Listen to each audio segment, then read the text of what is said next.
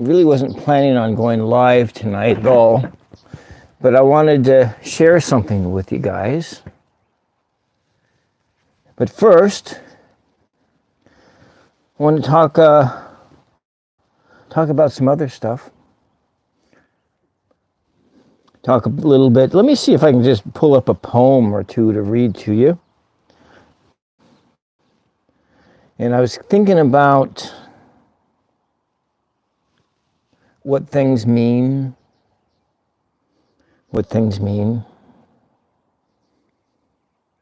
You know, I classify myself as a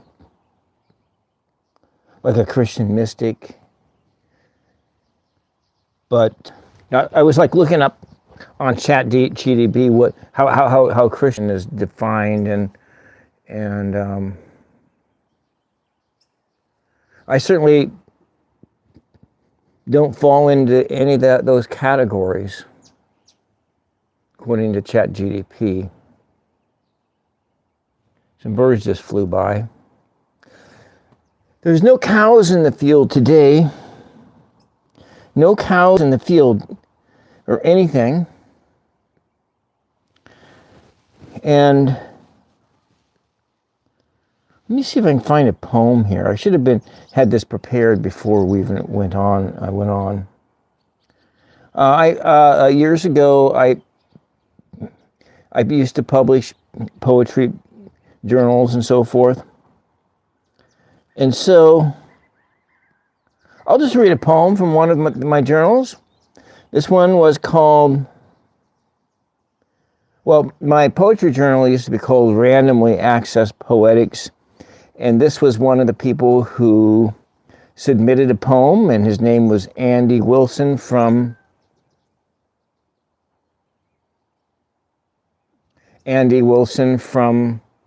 Everett, Washington.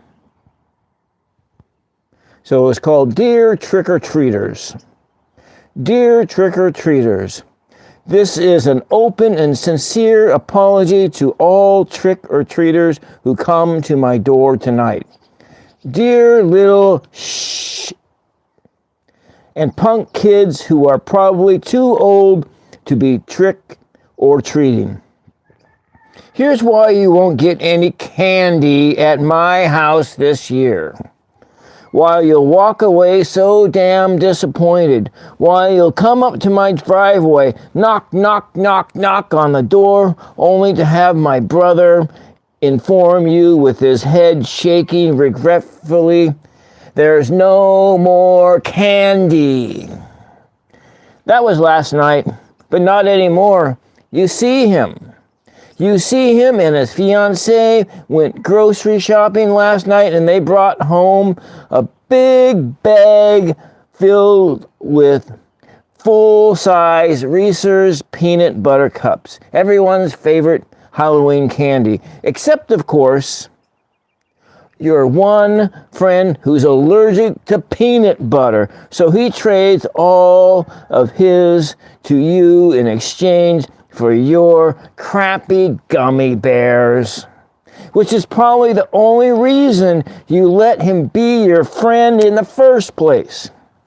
I know they brought it because I was the one who put it away in the freezer. Yeah, that's right.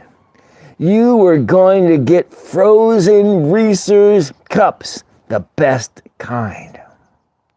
But you won't be. Not this year anyways, because I ate all of it. I ate it. And you guys knocking on my door ain't gonna get a single peanut butter cup. And I came home drunk last night, and I've been pretty stressed lately. And when I get stressed, I watch TV, and eat yummy things. In my drunken state, I totally forgot about Halloween, and I ate that damn candy while sitting in front of the TV until 3 a.m. watching The Shield, a fantastic, welcome Mike, fantastic Emmy award-winning cop drama. I didn't think anything about Halloween, only whether I should swallow the chocolate or not, or let it melt in my mouth some more, and how Vic Mackey was going to get him and his strike team out of that current mess. He always finds a way. That's part of the show, you see. It wasn't until I woke this afternoon that I realized that today was Halloween and we have no candy. No candy for you.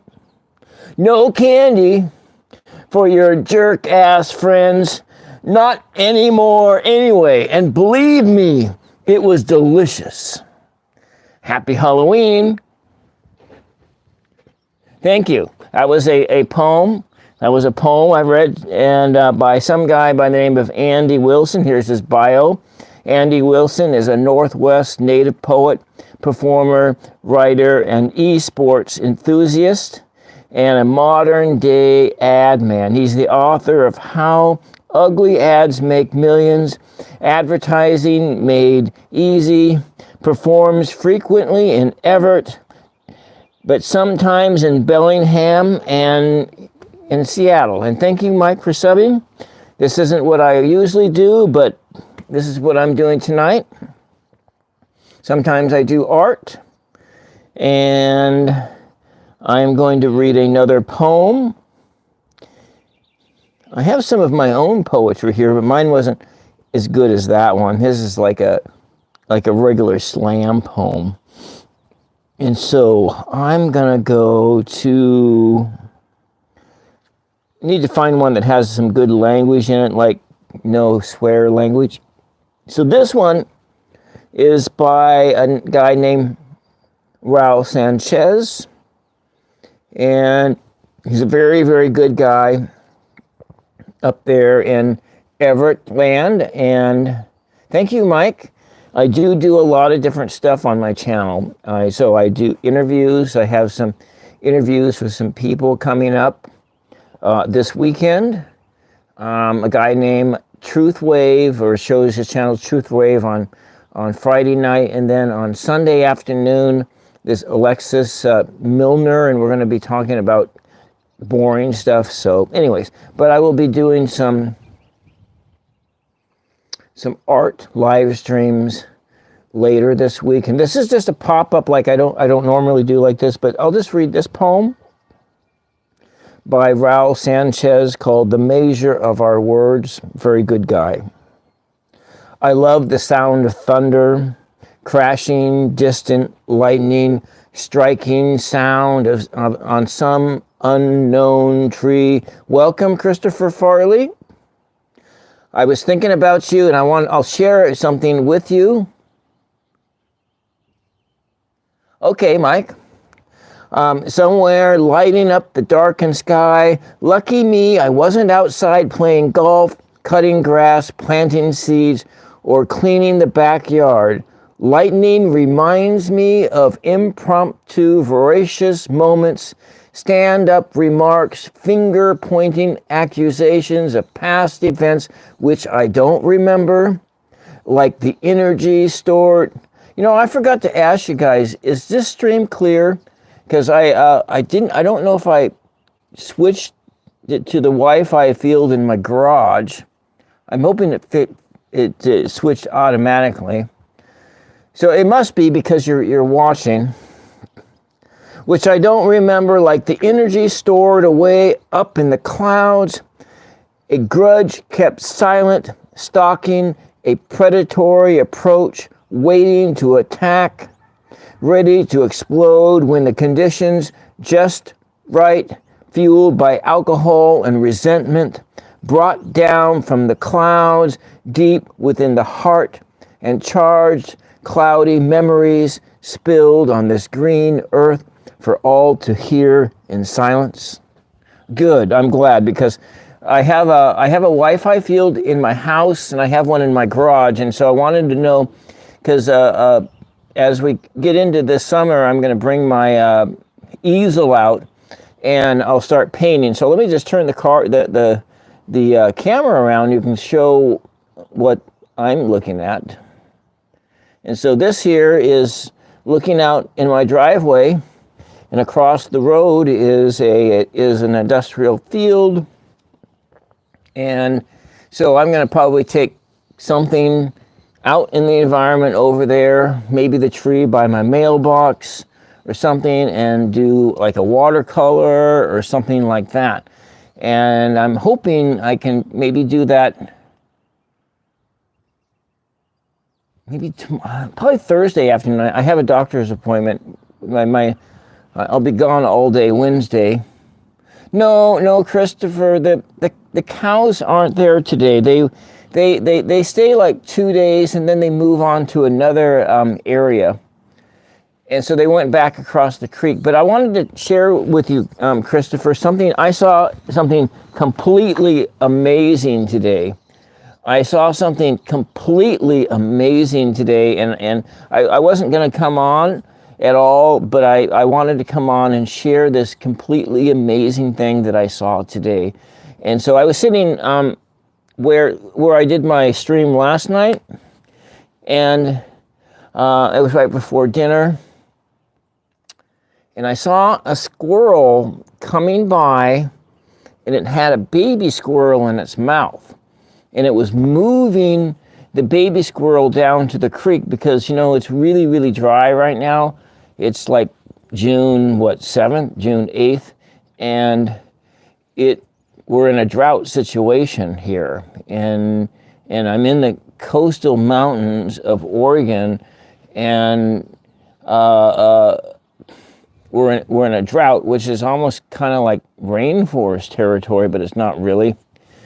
But nevertheless, I saw this little squirrel, and I had saw that squirrel just a little bit earlier, and its cheeks were all filled with stuff. It was filled with food, and I wanted to take a picture of it, but I was doing something else, and of course you can never get your camera out to take a picture of these amazing things when you see them. It's like you see it like there's an alien spaceship in the sky, and for some reason you left your phone in the car, or it's not charged, or it's like there's no charge on it, or it's just pitch ass black, and you can't see it, and it just shows up like a little blob of light in there, and it's like, well, that's nothing.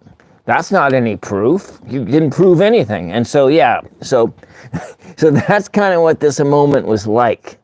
But I was look at that little thing, and it was carrying, that happens to you all the time, and so it was carrying its baby in its mouth, kind of like a cat does, but this was just a little, they're the gray squirrels, the kind that they dig dens in the ground, and generally that's where they dig them, is in the ground. And it was a squirrel, and it was transporting its baby because it was moving it down to the creek, and I think it probably to dig another den down there to be closer to the water, because it's so darn hot, and it's probably going to get hotter. And if it gets up to like it was 3 years ago? In 2021, when, that was right, it was 2020, I think 2021, when we had 120 degree weather. There was a heat dome, and the temperature went up to like 117, 118, I think it went up to 120 degrees in the coastal mountains, and All right, thank you, Mike. I was just gonna be on for a minute or two. I really wanted to tell that story about the squirrel, and I didn't want to start telling that story until there was a couple people had popped on. Maybe I was going to talk about other things, and I might talk about those things some other time. But how I was looking at in the chat GDP, I was asking the question, what does it mean to be a Christian? And because I kind of call myself like a Christian mystic, but my beliefs are rather kind of unorthodox. So I actually don't Yeah, have a great night. Have a great night. So I guess I just don't really, according to GDP, I don't really, yeah. Well, I have them on the property, but they're in the barn. Let me just see if I can go out there. Let me just see if I can go there. I'm going to turn the camera around and I'm going to show you. I can, the Wi-Fi field. Yeah, okay, so I don't have my Wi-Fi field does not extend over there, so I can't go over there. But there are squirrels that live in there. There are birds that live in there as well, and yeah, and so I cannot stray over there. That's good to know. So if I were to, so then that means I have to do a different kind of a plan. Yeah, they burrowed underneath. And so I can't actually show you. They can't show you because the Wi-Fi field does not extend over there. And so then I have to like figure out is if I don't know if I can do this or not. But with a kind of a dongle, you know, there's a USB-C dongle that has an Ethernet on it, and it might be possible for me to hook my phone here up into the Ethernet on a hard line Ethernet, and then I have a 50-foot Ethernet cable, and I should be able to go over there, and then I can stream from, hi, welcome, Mama Sushi. Then I can stream just over there where that bench is and looking out, and I really want to do that. And I could then set up my easel, do some painting and some things like that, and maybe I need 100-foot Ethernet cable. I have a 50-foot one, but I don't know. Anyways. Then the other thing I was thinking about, and I should have probably just get one of those dry erase boards and to check things off, and you will be right back. Yeah, I'm going to be on just for a few more minutes, but yeah. Anyways, because I'm going to film a video for my other channel, Tools of Fortune. Because I've been releasing videos on Tuesday and Fridays, and I haven't started that video yet. And, oh, that's interesting. You know, I can see through, let me see if I can show you that.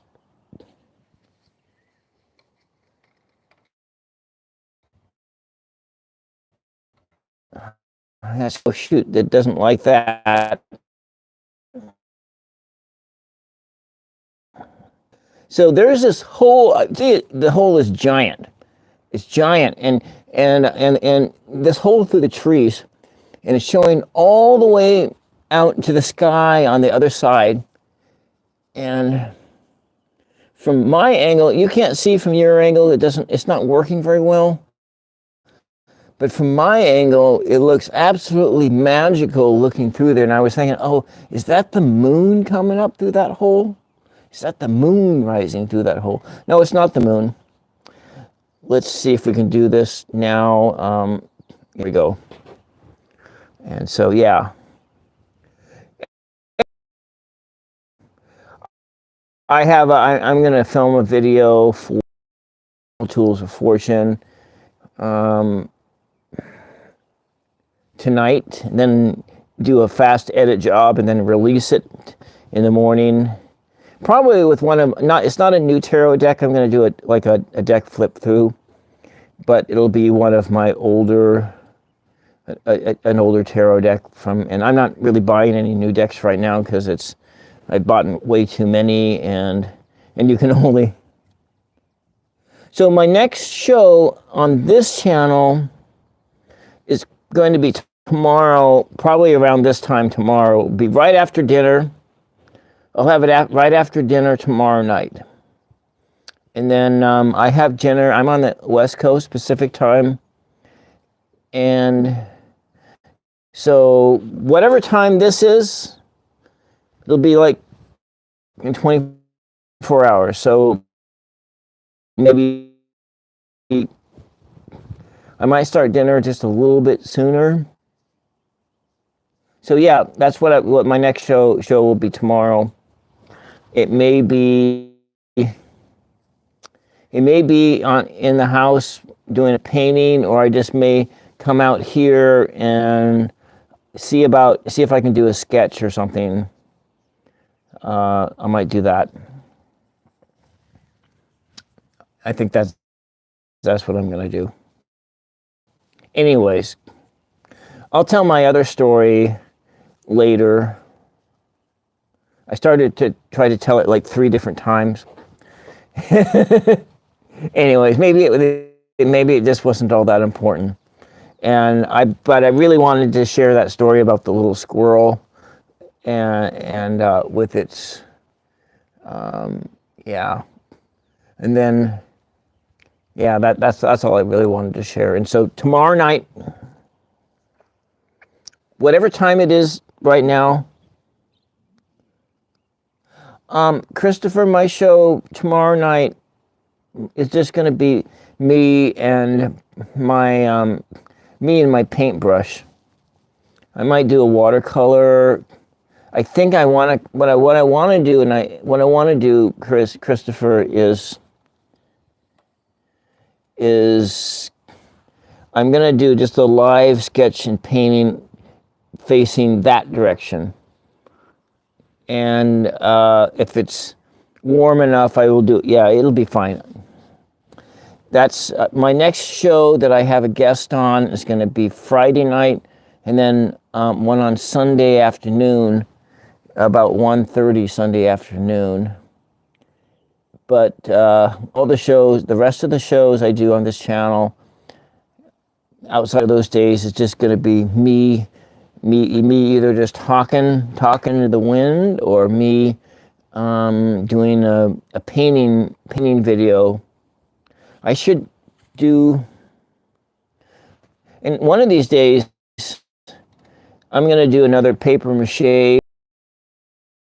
Oh, I did a lot of paper mache last summer, but I have so much of that paper mache on hand that I did, and I was like, okay, what do I do with the stuff now? You know, I didn't have an art fair last year to go to sell my stuff, so it's like